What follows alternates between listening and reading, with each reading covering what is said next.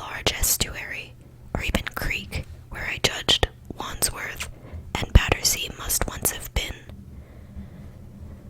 I thought then, though I never followed up the thought, of what might have happened, or might be happening, to the living things in the sea.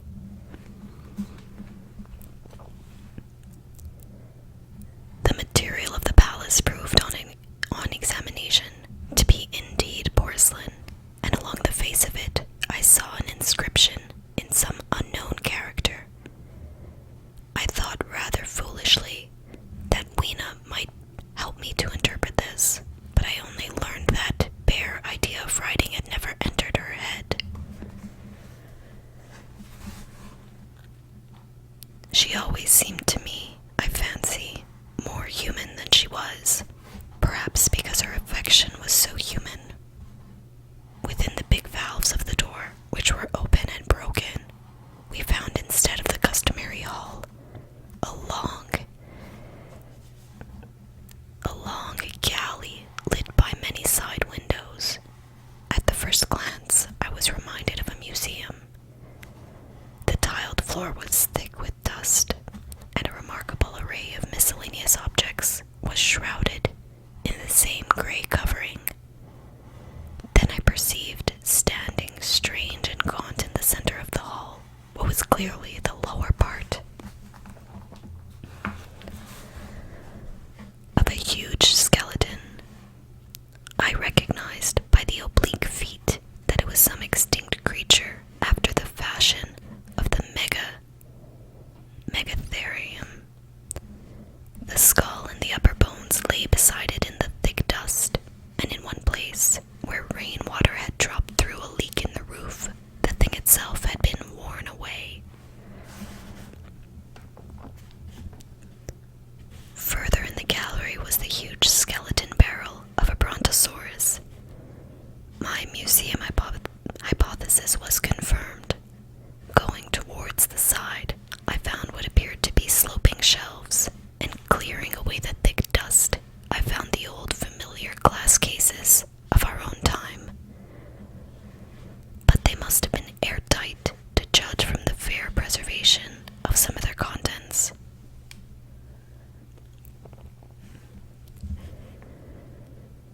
Clearly we stood among the ruins of some latter-day South Kensington. Here apparently was the paleontological section, and a very splendid array of fossils it must have been. Though the inevitable process of decay that had been staved off for a time, and had through the extinction of bacteria and fungi lost 99/100ths of its force, was nevertheless, with extreme sureness, if with extreme slowness, at work again upon its treasures.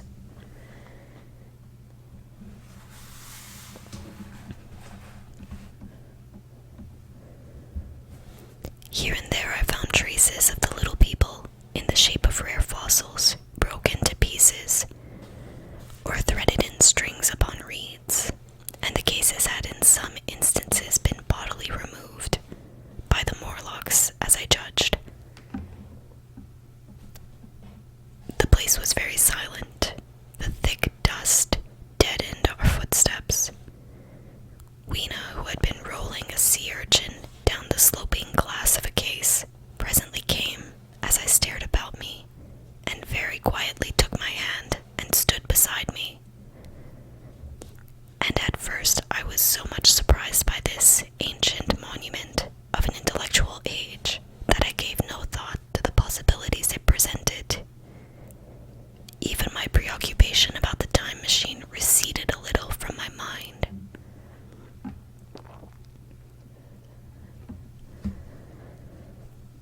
To judge from the size of the place, this palace of green porcelain had a great deal more in it than a gallery of paleontology.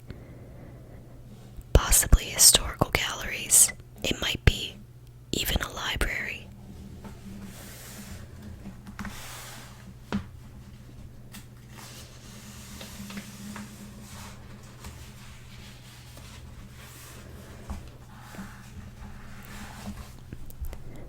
To me, at least in my present circumstances,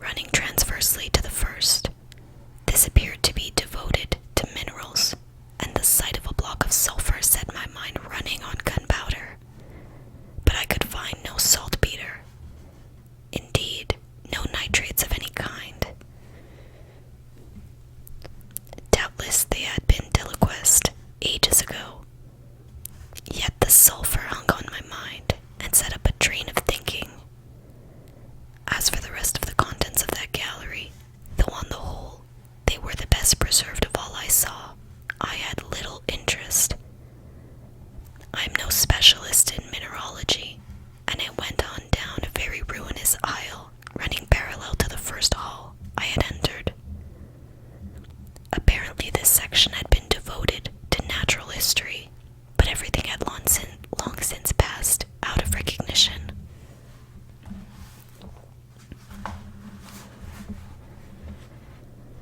A few shriveled and blackened vestiges of what had once been stuffed animals, desiccated mummies in jars that had once held spirits, a brown dust of departed plants.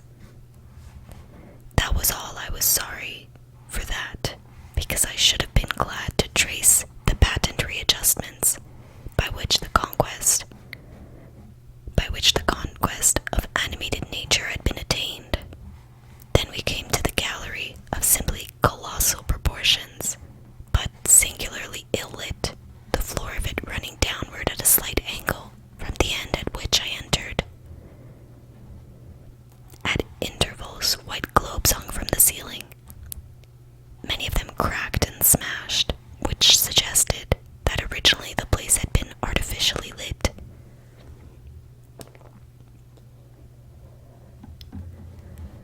Here I was more in my element, for rising on either side of me were the huge bulks of big machines, all greatly corroded and many broken down, but some still fairly complete.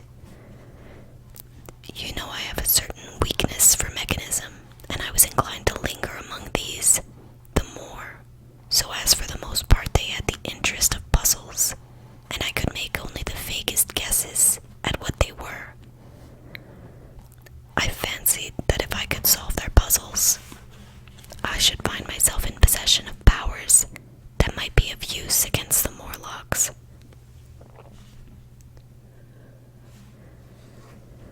Suddenly, Weena came very close to my side, so suddenly that she startled me. Had it not been for her, I do not think I should have noticed that the floor of the gallery sloped at all. The end I had come in at was quite above ground, and was lit by rare slit-like windows. As you went down the length, the ground came up against these windows, until at last there was a pit like the area of a London house before each, and only a narrow line of daylight at the top. I went slowly along, puzzling about the machines, and I'd been too intent upon them to notice the gradual diminution of the light. That is, until Weena's increasing apprehensions drew my attention. Then I saw that the gallery ran down at last into a thick darkness. I hesitated, and then, as I looked round me, I saw that the dust was less abundant, and its surface less even. Further away, towards the dimness, it appeared to be broken by a number of small, narrow footprints. My sense of the immediate presence of the Morlocks revived at that. I felt that I was wasting my time in this academic examination of machinery. I called to mind that it was already far advanced in the afternoon, and that I had still no weapon, no refuge, and no means of making a fire. And then, down in the remote blackness of the gallery, I heard a peculiar pattering, and the same odd noises I had heard down that well.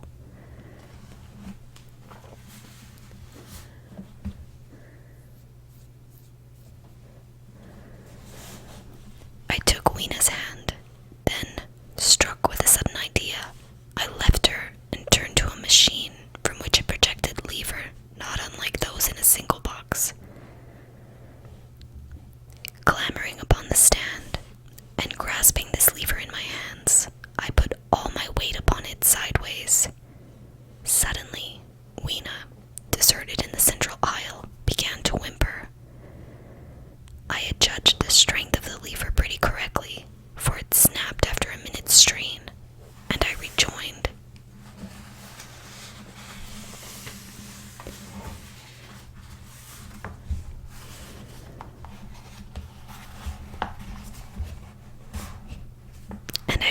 Her with a mace in my hand, more than sufficient. More than sufficient, I judged, for any Morlock skull I might encounter. And I longed very much to kill a inhuman, you may think, to want to go killing one's own descendants. But it was impossible somehow to feel any humanity in the things. Only my disinclination to leave Weena, and a persuasion that if I began to slake my thirst for murder, my time machine might suffer, restrained me from going straight down the gallery and killing the brutes I heard.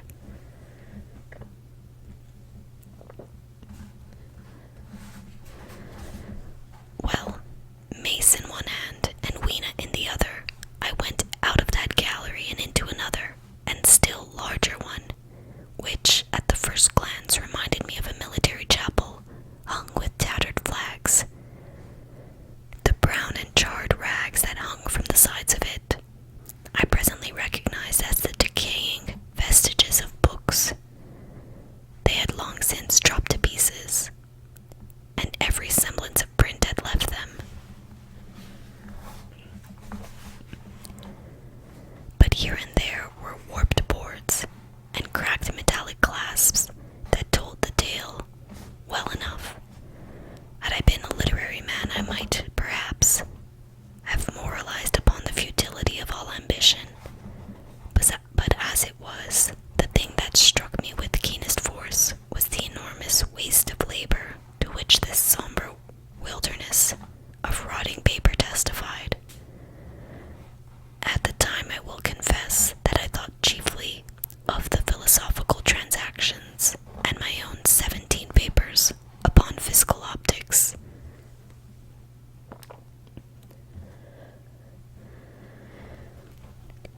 Then, going up a board staircase, we came to what would have once been a gallery of technical chemistry, and here I had not a little hope of useful discoveries, except at one end, where the roof had collapsed.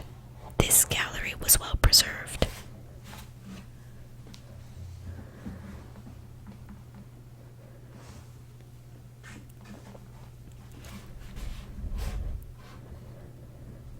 I went eagerly to every unbroken case, and at last, in one of the really airtight cases, I found a box of matches. Very eagerly, I tried them. They were perfectly good. They were not even damp. I turned to Weena. "Dance," I cried to her in her own tongue, for now I had a weapon indeed against the horrible creatures we feared. And so in that derelict museum, upon the thick, soft carpeting of dust, to Weena's huge delight, I solemnly performed a kind of composite dance, whistling "The Land of the Leal" as cheerfully as I could. In part it was a modest can-can, in part a step dance, in part a skirt dance, so far as my tailcoat permitted, and in part original, for I am naturally inventive, as you know. Now I still think that for this box of matches to have escaped the wear of time for immemorial years was a most strange. As for me, it was a most fortunate thing. Yet, oddly enough, I found a far unlikelier substance, and that was camphor. I found it in a sealed jar that, by chance, I suppose, had been really hermetically sealed. I fancied at first that it was paraffin wax, and smashed the glass accordingly, but the odor of camphor was unmistakable. In the universal decay, this volatile substance had chanced to survive, perhaps through many thousands of centuries. It reminded me of a sepia painting I had once seen done from the ink of a fossil that must have perished and become fossilized millions of years ago. I was about to throw it away, but I remembered that it was inflammable and burned with a good bright flame, was in fact an excellent candle, and I put it in my pocket. I found no explosives, however, nor any means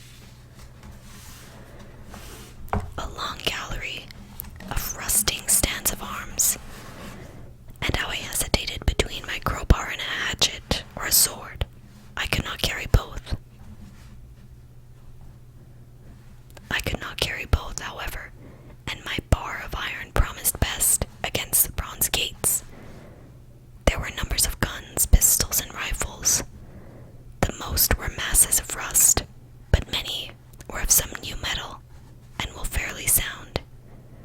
But any cartridges or powder there may once have been had rotted into dust.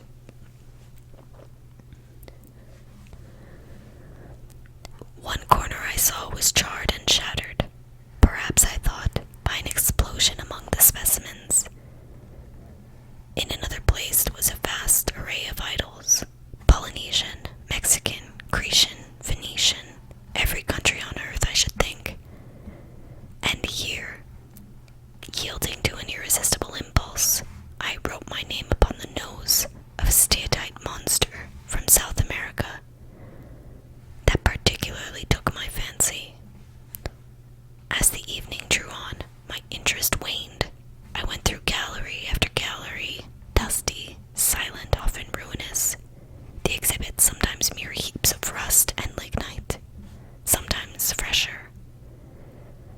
In one place I suddenly found myself near the model of a tin mine, and then by the merest accident I discovered in an airtight case 2 dynamite cartridges.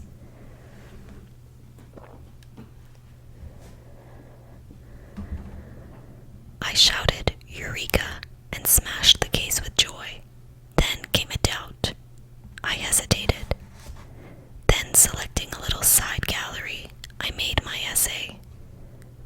I never felt such a disappointment as I did in waiting 5, 10, 15 minutes for an explosion that never came. Of course, the things were dummies, as I might have guessed from their presence. I really believe that had they not been so, I should have rushed off incontinently and blown Sphinx bronze doors, and, as it proved, my chances of finding the time machine altogether into non-existence. It was after that, I think, that we came to a little open court within the palace. It was turfed and had 3 fruit trees, so we rested and refreshed ourselves.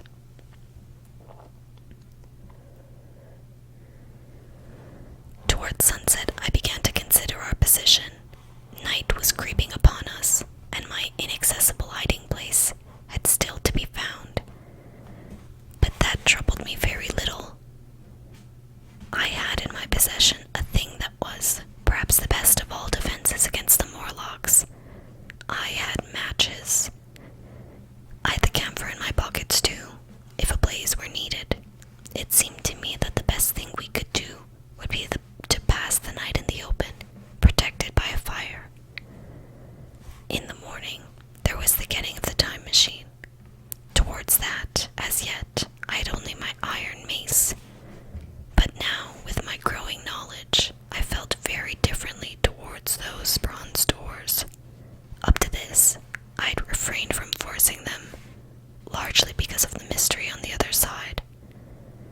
They had never impressed me as being very strong, and I hoped to find my bar of iron not altogether inadequate for the work.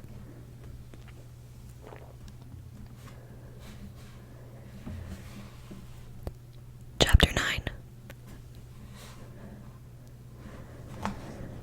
We emerged from the palace while the sun was still in part above the horizon.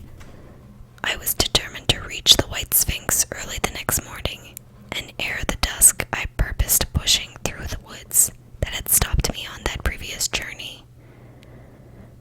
My plan was to go as far as possible that night, and then, building a fire, to sleep in the protection of its glare. Accordingly, as we went along, I gathered any sticks or dried grass I saw, and presently had my arms full of such litter. Thus loaded, our progress was slower than I had anticipated, and besides, Weena was tired. And I began to suffer from sleepiness too,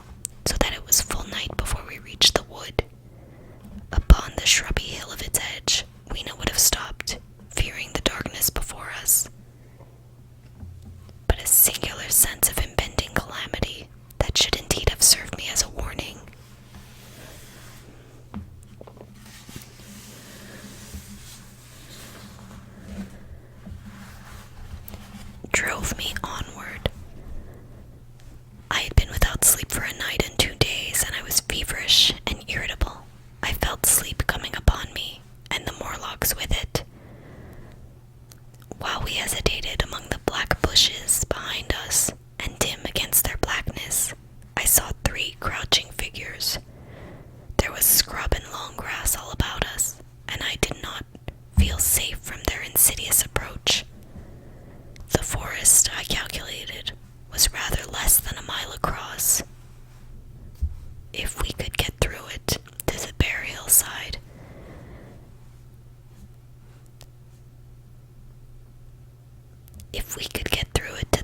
side, there, as it seemed to me, was an altogether safer resting place. I thought that with my matches and my camphor, I could contrive to keep my path illuminated through the woods. Yet it was evident that if I was to flourish matches with my hands, I should have to abandon my firewood. So, rather reluctantly, I put it down. And then it came into my head that I would amaze our friends behind by light.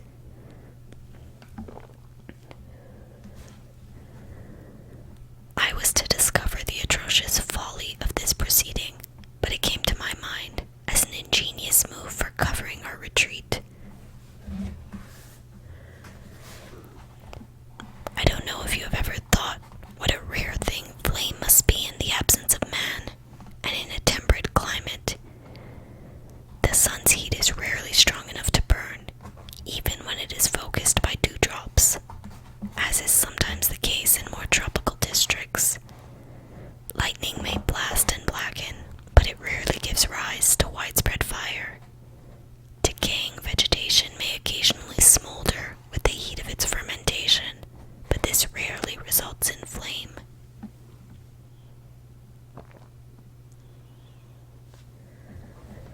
In this decadence, too, the art of fire-making had been forgotten on the earth. The red tongues that went licking up my heap of wood were an altogether new and strange thing to Weena. She wanted to run to it and play with it. I believe she would have cast herself into it had I not restrained her. But I caught her up, and in spite of her struggles, plunged boldly before me, into the wood. For a little way the glare of my fire lit the path. Looking back presently, I could see through the crowded stems that from my heap of sticks, the blaze had spread to some bushes adjacent, and a curved line of fire was creeping up the grass of the hill.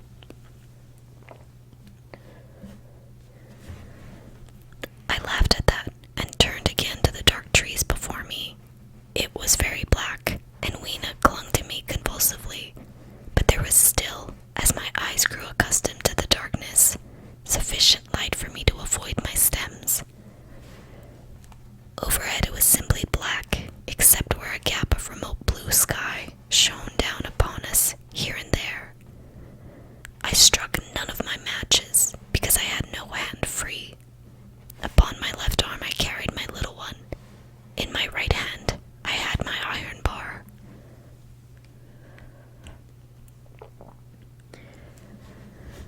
For some way I heard nothing but the crackling twigs under my feet, the faint rustle of the breeze above, and my own breathing, and the throb of the blood vessels in my ears.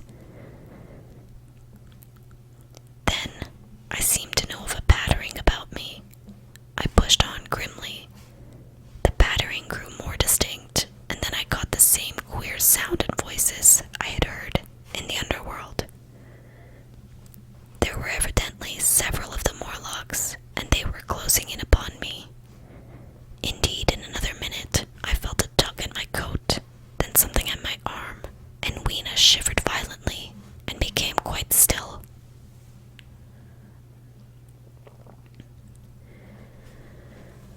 It was time for a match, but to get one, I must put her down. I did so, and as I fumbled with my pocket, a struggle began in the darkness about my knees, perfectly silent on her part, and with the same peculiar cooing sounds from the Morlocks. Soft little hands were creeping over my coat and back, touching even my neck. Then the match scratched and fizzed. I held it flaring, and saw the white backs of the Morlocks in flight among the trees.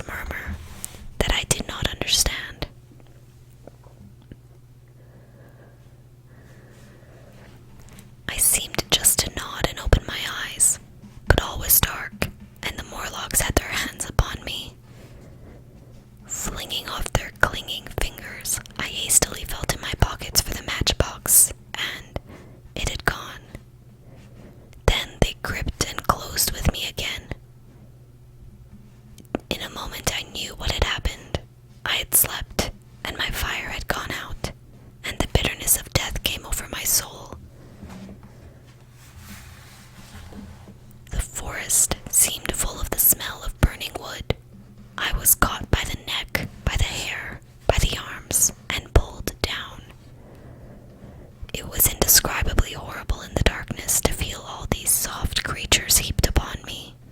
I felt as if I was in a monstrous spider's web.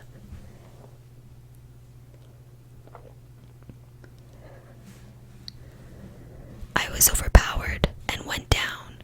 I felt little teeth nipping at my neck. I rolled over, and as I did so, my hand came upon my iron lever. It gave me the strength.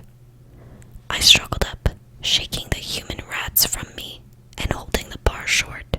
I thrust where I judged their faces might be. I could feel the succulent giving of flesh and bone under my blows, and for a moment I was free.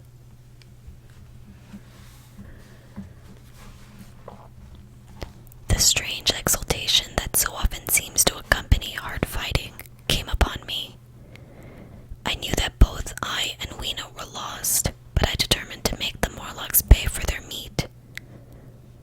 I stood with my back to a tree, swinging the iron bar before me. The whole wood was full of the stir and cries of them. A minute passed. Their voices seemed to rise to a higher pitch of excitement, and their movements grew faster. Yet none came within reach. I stood glaring at the blackness, then suddenly came hope. What if the Morlocks were afraid? And close on the heels of that came a strange thing. The darkness seemed to grow luminous.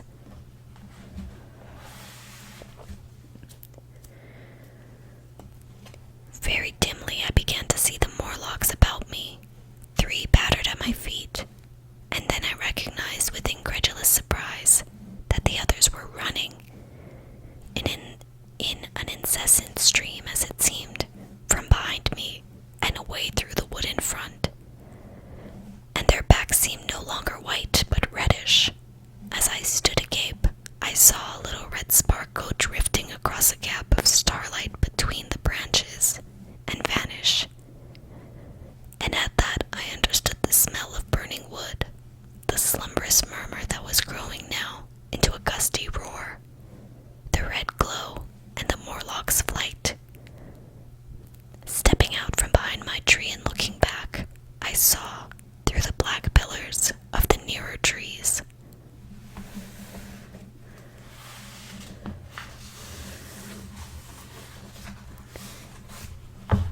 the flames of the burning forest. It was my first fire coming after me. With that I looked for Weena, but she was gone. The hissing and crackling behind me, the explosive thud as each fresh tree burst into flame, left little time for reflection. My iron bars still gripped, I followed in the Morlock's path. It was a close race. Once the flames crept towards so swiftly on my right as I ran that I was outflanked and had to strike off to the left. But at last I emerged upon a small open space, and as I did so, a Morlock came blundering towards me and past me and went on straight into the fire.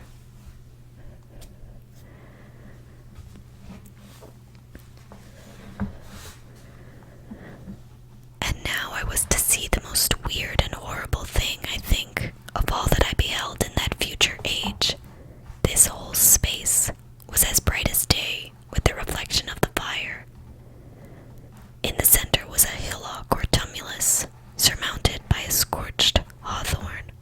Beyond this was another arm of the burning forest, with yellow tongues already writhing from it, completely encircling the space with a fence of fire.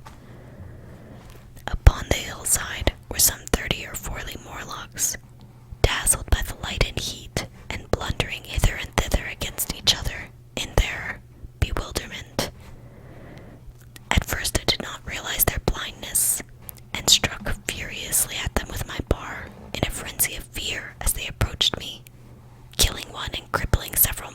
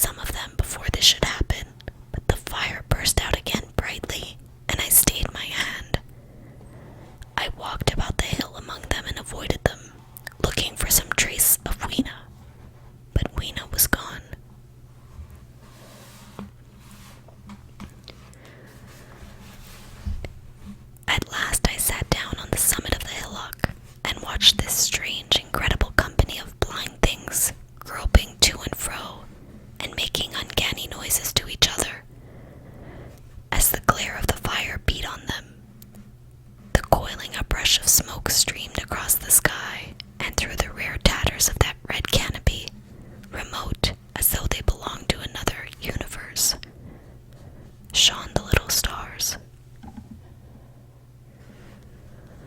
2 or 3 Morlocks came blundering into me, and I drove them off with my blows, from my fists trembling as I did so. For the most part of that night, I was persuaded it was a nightmare. I bit myself and screamed in a passionate desire to awake. I beat the ground with my hands, and got up, and sat down again, and wandered here and there, and again sat down. Then I would fall to rubbing my eyes and calling upon God to let me awake. Thrice I saw Morlocks put their heads down, in a kind of agony, and rush into the flames. But at last, above the subsiding red of the fire, above the streaming masses of black smoke, and the whitening and blackening tree stumps, and the diminishing numbers of these dim creatures, came the white light of day.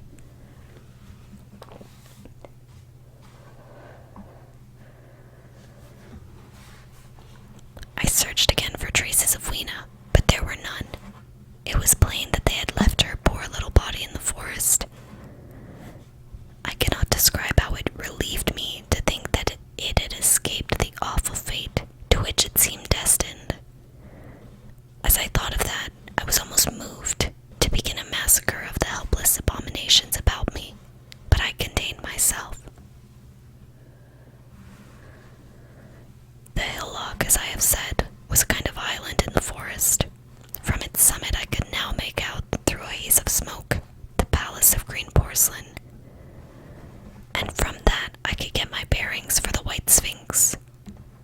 And so, leaving the remnant of these damned souls still going hither and thither and moaning, as the day grew clearer, I tied some grass about my feet, and limped on, across smoking ashes, and among black stems that still pulsated internally with fire, towards the hiding place of the time machine.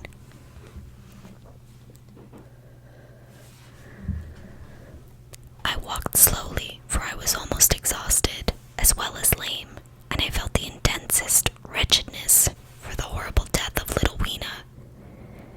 It seemed an overwhelming calamity.